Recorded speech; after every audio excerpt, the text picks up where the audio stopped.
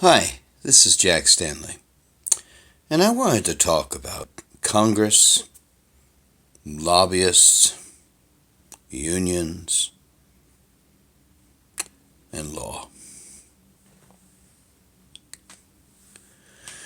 When our Constitution was created in 1787 and put into operation in 1789, it was created without the idea of party. There was an understanding that we would work as a cohesive unit. Now, of course, George Washington's administration started, and in his administration he had Thomas Jefferson, he had Alexander Hamilton, two individuals extremely similar, extremely sinister, and extremely hateful of each other. And from this rivalry, political parties were born. Now, we have had a two and occasional three-party system for many years. But today, it's even more different, more complex, and more idiotic than any of the framers of the Constitution or the members of Washington's cabinet could ever dream. Today we have professional lobbyists. Today we have unions. Today we have activists. And today we have created a myriad of laws that are frightfully and woefully unproductive to the operations of government. We have our legislators, our congressmen, our senators, influenced not by the needs of the general public, but for the needs of a corporation or the needs of an ideology, rather than the general good of the nation. More often than not, there are many people in Congress who don't make a decision on thinking of how it could make the country more productive, but a decision in finding ways to enhance their power and their ability to stay in office. This is a problem, and this is a serious situation that really and truly needs to be addressed, because what has happened is we have taken some of the most bizarre ideas and ideologies and made them mainstream. And by doing so, we have taken the United States and lowered it several notches. Now, what are these various things that are happening? Well, you might say lobbyists are making sure that their wants, their needs, are addressed by Congress. Now, of course, the lobbyists are not the ones who vote for these legislators. It's the general public. But as many times it has been said, the public be damned. And we have tried through legislation, and sometimes even through our courts, to push various ideologies that are far beyond the scope of what Congress or the Senate can do, but what appeases the unions, what appeases lobbyists, and what appeases special interest groups. This is becoming a frightening situation.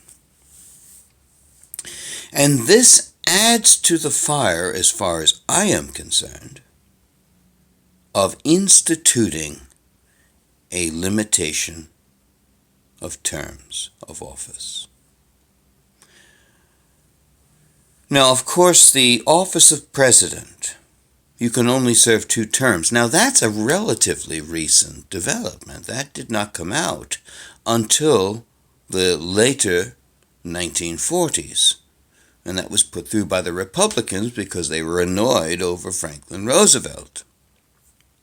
The only reason it was done basically because of politics. But the other thing is that we have people in Congress, we have people in the Senate that have been there so long that the time that they have served in office is nearly as long as I have been alive. And I've been around for a while. No one should serve that long. Benjamin Franklin said at the beginnings in that whole thing with the whole meeting of the Constitution, and the way he felt, that someone who is a senator, who is a congressman, should not be paid at all because they are doing a service to the country. And yet, what do we see happening in Congress and the Senate? They're constantly voting themselves raises. This is abhorrent and needs to be remedied soon. Now, the problem is, the way this whole system is set up, the very people who are causing the problem are the very people who will vote on changing the law.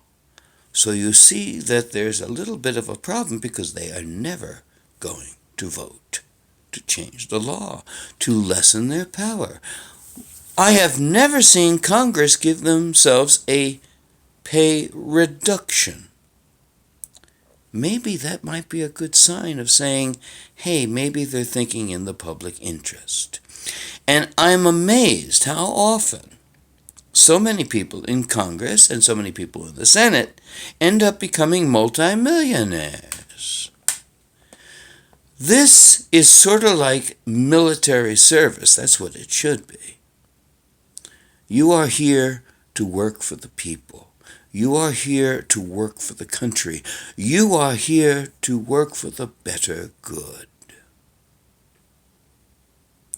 But today, with these damn lobbyists and with these ridiculously overburdensome unions, and lastly, some of these rather farcical special interest groups have taken the ideals of the Constitution, the ideals of our government, the ideals of our Senate, and the ideas of our Congress and made it a sham. These are frightening days. These are very troublesome days. And my friends, I have to tell you, it is time for the people to speak. If I might make a modest suggestion, vote out every incumbent, whatever party they reside in. If they will not create term limits, let us, the people, enforce it. This is important stuff, and we are so damn lazy. We are so damn incompetent when we try to understand how our government works. And we walk in and we vote for the party for which we endorse. And we will re-vote and re-vote in individuals who have been serving in Congress and the Senate since the last century. This is 2018. There shouldn't be a soul in Congress or the Senate who served in the 20th century in it now. 2 terms in the Senate is more than enough. Vote them out after that. 4 terms in the House is more than enough. Vote them out after that. That is democracy. That is how our republic's supposed to work. So, ladies and gentlemen, defy the special interests. Defy the lobbyists. And defy all of these unions who throw money at our Congress and our Senate. Defy them and vote them out after a short period of time. Because the problem is, stagnant water is never productive. It causes more problems than it does good. And our Congress and our Senate are stagnant and have been. Please vote them